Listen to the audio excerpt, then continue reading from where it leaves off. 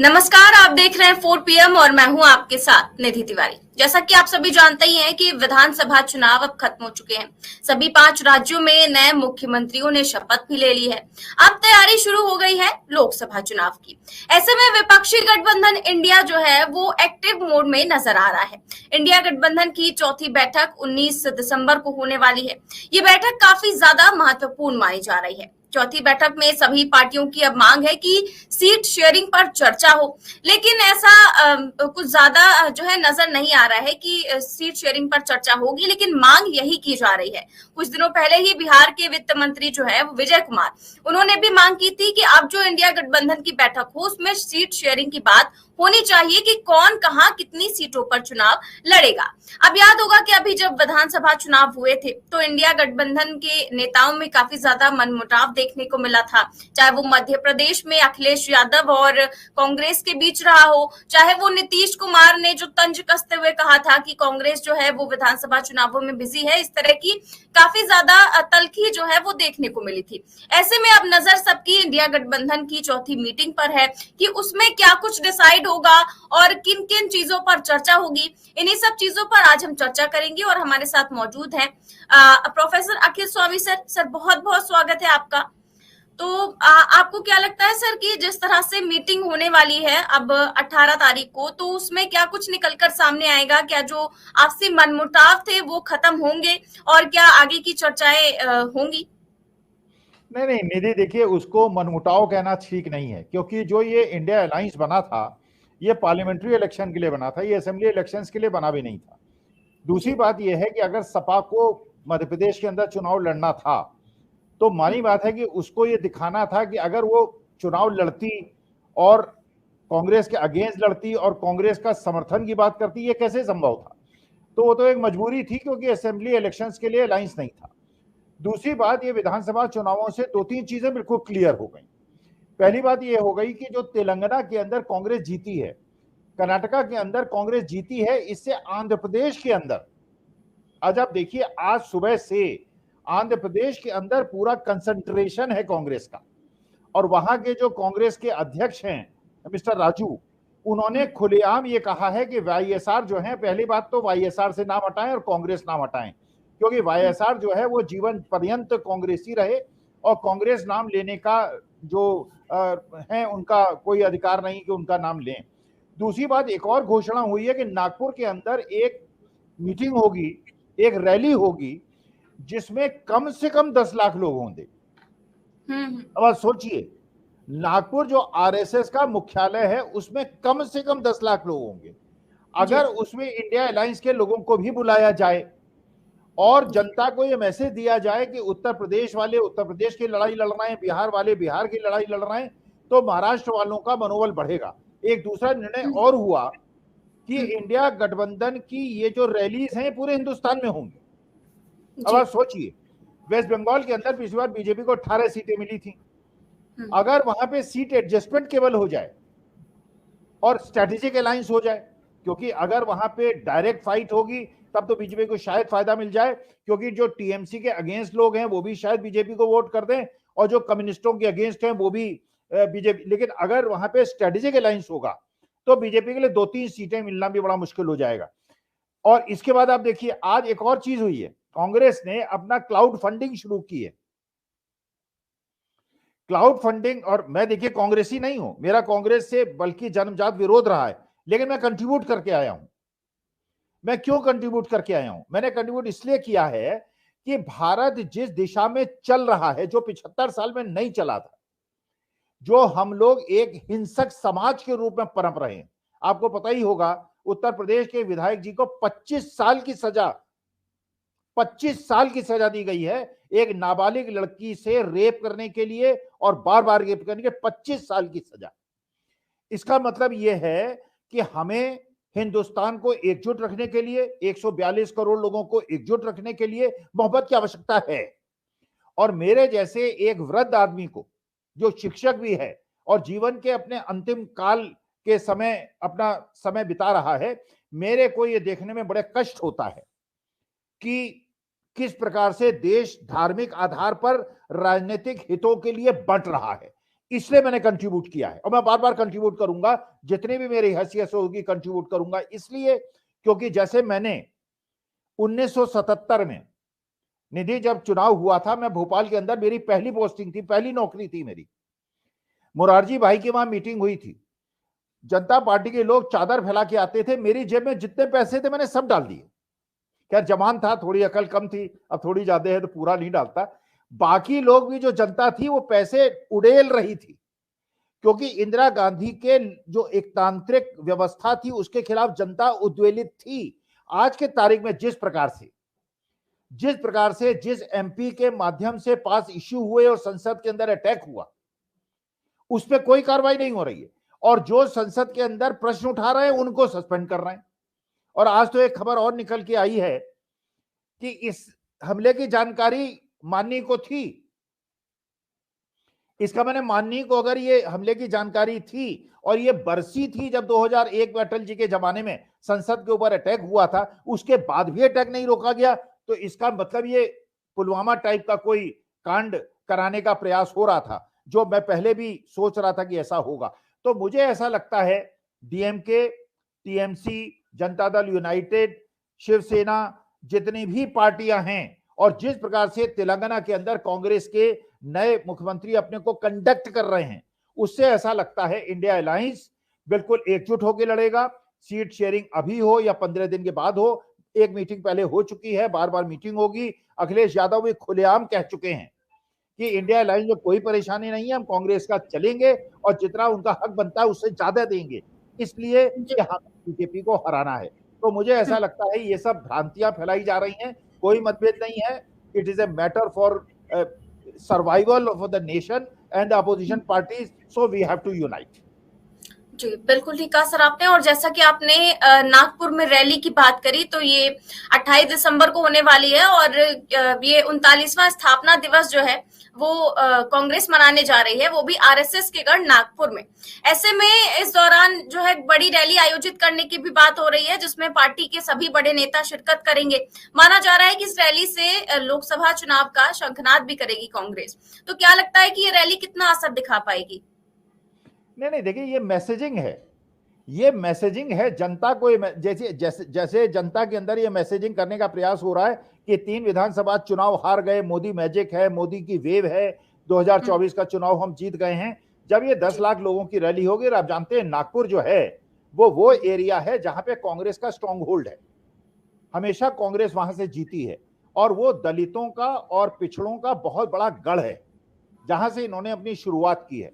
तो पूरे हिंदुस्तान के अंदर जिस तरह चीजें हुई और जिस प्रकार से राजस्थान के अंदर घटना घट रही हैं, जैसे लोग कह रहे हैं, मैं उसमें बिल्कुल श्योर नहीं हूं, कि वसुंधरा राजे ने बड़ी मुस्कुरा के जो भजन लाल शर्मा हैं उनको बधाई दी, और भजन लाल शर्मा जिस दिन नो कॉन्फिडेंस मोशन या कॉन्फिडेंस मोशन विधानसभा में पेश होगा, उस दिन असली पता चलेगा कि वो वास्तविक रूप से मुख्यमंत्री हैं या नहीं, ये उस दिन पता चलेगा। शिवराज सिंह चौहान, वसुंधरा राजे, बड़े बड़े बीजेपी की नेता जानते हैं, अगर 2024 में बीजेपी जीत गई तो ये सारे नेताओं के राजनीतिक भविष्य खत्म हो जाएंगे। इनको अपने एग्जिस्टेंस के लिए आवश्यकता है कि 2024 में मोदी जी के बजाय अगर बीजेपी की 230-40 सीटें आए तो भी मोदी जी के अलावा कोई दूसरा प्रधानमंत्री बने, नहीं तो इंडिया अलायंस का प्रधानमंत्री बन जाए, वरना उनका राजनीतिक भविष्य खत्म हो जाएगा। जी, और सर एक तरह से रणनीतिकार हैं प्रशांत किशोर, उनका कहना है कि लोकतंत्र में ऐसा कोई नेता नहीं है जिसे हराया नहीं जा सकता, मोदी जी को भी हराया जा सकता है, लेकिन उनको चुनौती देने के लिए इंडिया गठबंधन ने काफी ज्यादा देर कर दी है, क्योंकि उन्हें 1 साल पहले अस्तित्व में होना चाहिए था, ऐसा उन्होंने कहा है। आपको लगता है कि इंडिया गठबंधन अब बहुत ज्यादा देर कर रहा है, क्योंकि अब लोगों के बीच जाने की जरूरत है, देश के जरूरी मुद्दों को उठाने की जरूरत है, और क्योंकि अब लोकसभा चुनाव बहुत ज्यादा दूर है नहीं। अरे प्रशांत किशोर से निधि जी ये पूछिए कि आप बीजेपी के एडवाइजर थे, आपको क्या करना चाहिए था? आप जनता दल यूनाइटेड के महामंत्री थे, आप नीतीश कुमार के एडवाइजर थे, उस समय आपको क्या करना चाहिए था? आप कांग्रेस के एडवाइजर बोर्ड में आना चाहते थे, आप नहीं आए, उस समय आपको क्या करना चाहिए था? आज आप जो है इंडिया गठबंधन का विरोध कर रहे हैं और आज बीजेपी का समर्थन कर रहे हैं। तो प्रशांत किशोर को खुद सोचना चाहिए उनको क्या करना चाहिए। दूसरों को राय देने के बजाय, देखिए वो वास्तविकता में उनको पैसे की आवश्यकता होती है, बड़ी बड़ी ऑर्गेनाइजेशंस हैं, बड़े कार्यकर्ता हैं, तो एक प्रकार से वो बीजेपी को अविजेय बनाने के लिए, वरना सोचिए बिहार वालों के लिए नीतीश कुमार लालू यादव से बड़ा कोई नेता है क्या? महाराष्ट्र वालों के लिए उद्धव ठाकरे से बड़ा कोई नेता है क्या? तमिलनाडु वालों के लिए स्टालिन से बड़ा कोई नेता है क्या? और जब नेता एक डिसाइडेड नहीं है तो तमिलनाडु वाले कोशिश करेंगे तमिलनाडु के अंदर डीएमके ज्यादा सीट जीते जो स्टालिन बन जाए, ममता के यहाँ बंगाली कोशिश करेंगे ममता ज्यादा सीटें जीते जिससे वो प्रधानमंत्री बन जाए। अरे यहाँ तो सबको पता है कोई भी प्रदेश में कितनी भी बीजेपी को सीटें मिले, अगर मान लीजिए उत्तर प्रदेश, मैं एक हाइपोथेटिकल सिचुएशन दे रहा हूं, अगर उत्तर प्रदेश में 80 की 80 सीटें बीजेपी को मिल जाए और गुजरात के अंदर एक भी सीट ना मिले तो भी मोदी जी प्रधानमंत्री बनेंगे, ऐसा क्यों होगा? आप बताइए क्यों होना चाहिए भाई?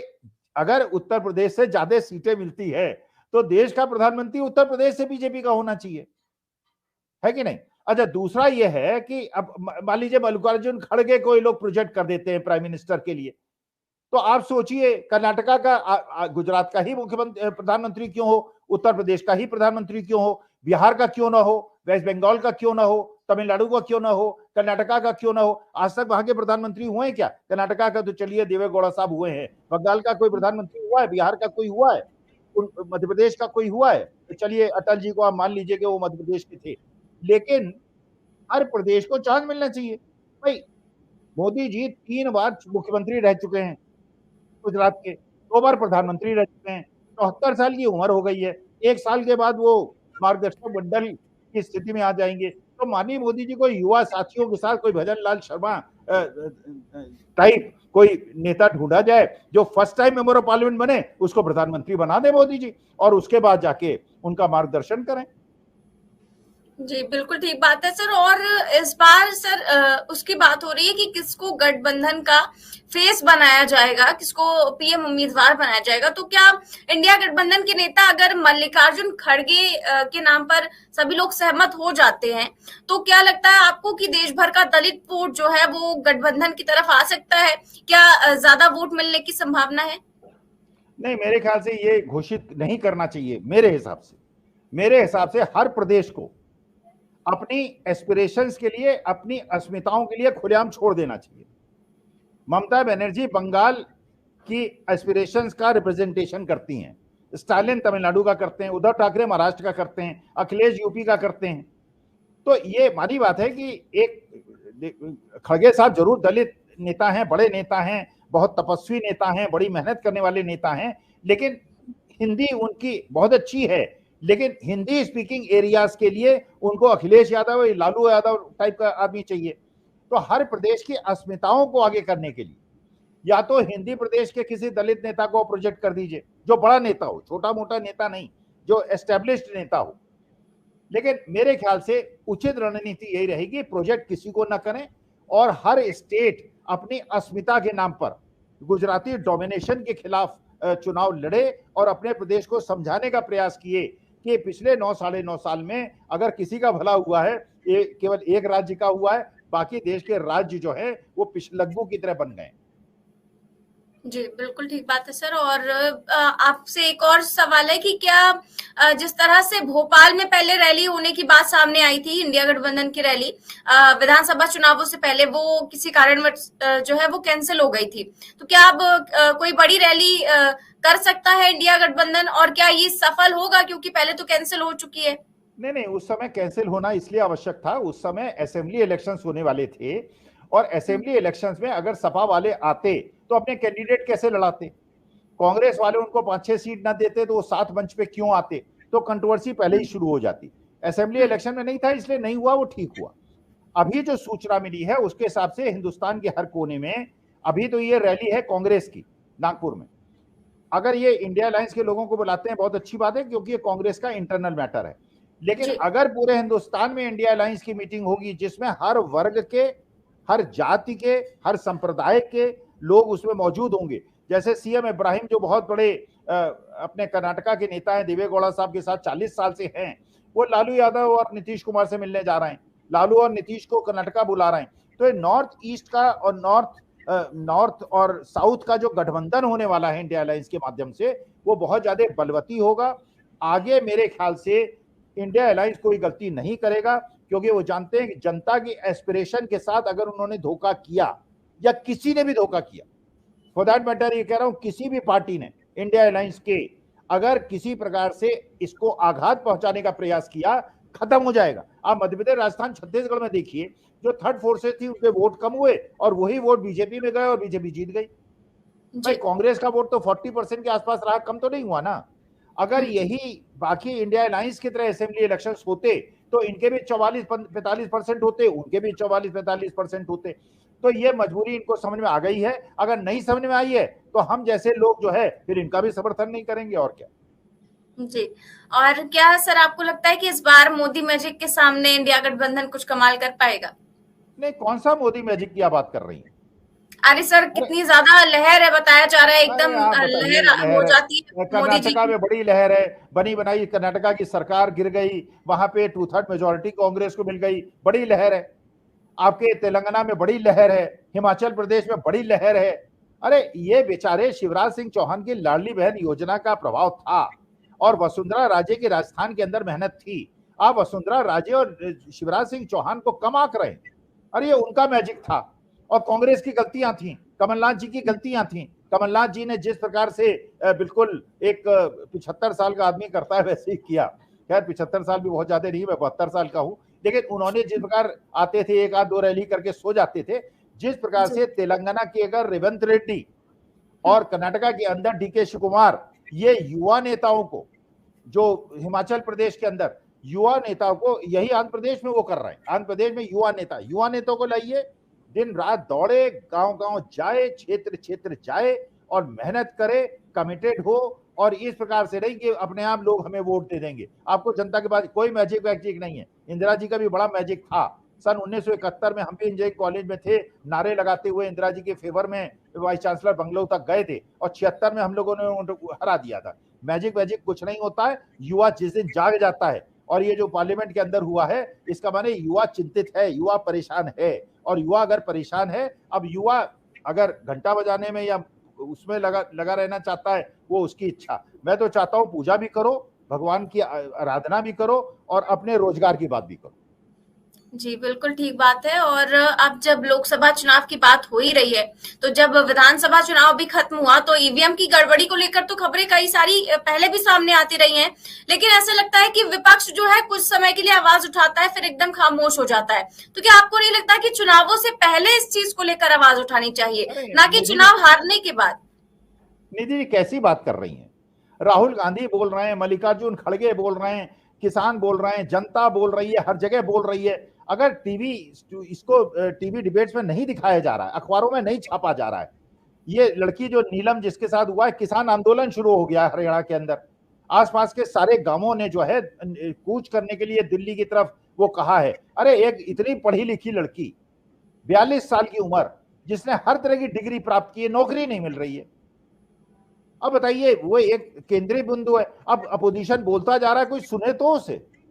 हर जगह बोल रहा है, उधर हर कांग्रेस कमेटी कह रही है ईवीएम के अंदर। यहां तक कि पता चला कि जो कैंडिडेट है वो उसके अपने खुद के पोलिंग बूथ पे एक वोट नहीं मिला, उसे खुद का वोट भी नहीं मिला। ये किसको नहीं पता है, लेकिन मुश्किल, अब कह रहे हैं बोल नहीं रहे। अब उन्हें दोष देने से क्या फायदा, जब वो बोल रहे हैं उसको कोई दिखाने ही, फिर सस्पेंड कर देंगे, फिर जेल भेज देंगे। अरे डेरेक ओब्रायन की क्या गलती थी? डीएमके के उस सांसद की क्या गलती थी जो उस दिन पार्लियामेंट में मौजूद भी नहीं था? उसको ही सस्पेंड कर दिया। माने जो एमपी रिकमेंड करे उसे कोई कार्रवाई नहीं होगी, जो बच्चे अंदर गए उनको यूएपीए में बंद कर दिया। और माननीय अमित शाह जी एक उसमें थे टीवी के कार्यक्रम में, और उन्होंने कहा कि ये सिक्योरिटी लैब्स है। ये टीवी कार्यक्रम में कह सकते हैं, संसद के अंदर आके एक लाइन नहीं बोल सकते सिक्योरिटी लैब्स है और हम इसकी कार्रवाई। लेकिन जो कहेगा कि स्टेटमेंट दीजिए, उसको सस्पेंड कर देंगे, और बाहर जाके आप टीवी स्टूडियो में जाके कहेंगे सिक्योरिटी लैब्स। अच्छा, यूएपीए क्यों लगाया? अगर सिक्योरिटी लैब्स है केवल, यूएपीए का मतलब तो देश विरोधी कार्रवाई है। अगर देश विरोधी कार्रवाई है तो ये तो फिर एक तरफ कह रहे हैं सिक्योरिटी लैब्स है, फिर कह रहे हैं टेररिस्ट अटैक नहीं है। भाई या तो टेररिस्ट अटैक है तो यूएपीए लगना चाहिए, अगर बच्चों की नादानी है तो 1-2 दिन का दंड देके उनको छोड़ देना चाहिए। लेकिन जो उनकी मनोभावना है कि उनको नौकरी मिलनी चाहिए, उसमें बात करो। बिल्कुल सर, ठीक बात है और बहुत-बहुत शुक्रिया आपका सारी जानकारियाँ देने के लिए। जिस तरह से आप देख रहे थे कि चर्चा चल रही थी इंडिया गठबंधन की मीटिंग को लेकर, क्योंकि अब चौथी मीटिंग होने वाली है, 3 मीटिंग तो संपन्न हो चुकी है। अब जिस तरह से दिल्ली में मीटिंग होगी तो क्या चीजें उसमें उठाई जाएंगी और क्या सीट शेयरिंग को लेकर चर्चा होगी कि नहीं होगी, और जिस तरह की जो मनमुटाव की खबरें आ रही थी, जैसा कि अखिल स्वामी सर ने बताया कि ऐसा कुछ था नहीं, मनमुटाव नहीं था, क्योंकि इंडिया गठबंधन जो था वो लोकसभा चुनाव के लिए बना था, ना कि विधानसभा चुनावों के लिए। ऐसे में लोकसभा चुनावों में क्या कमाल कर पाएगी इंडिया गठबंधन और क्या कुछ निकल कर सामने आएगा, इन सभी पर हम आगे भी बात करेंगे और आपको जरूर बताएंगे। फिलहाल आपको ये बातचीत कैसी लगी हमें कमेंट बॉक्स में जरूर बताएं। चैनल को सब्सक्राइब करें और ज्वाइन भी जरूर करें। फिलहाल के लिए नमस्कार।